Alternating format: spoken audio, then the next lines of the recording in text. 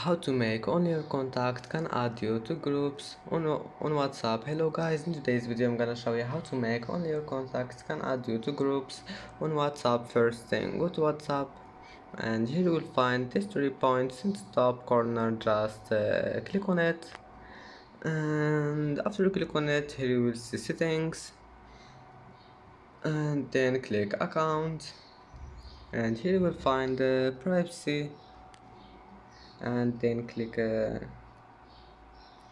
scroll down until you find groups and click on it, and then select this one here, and then click done.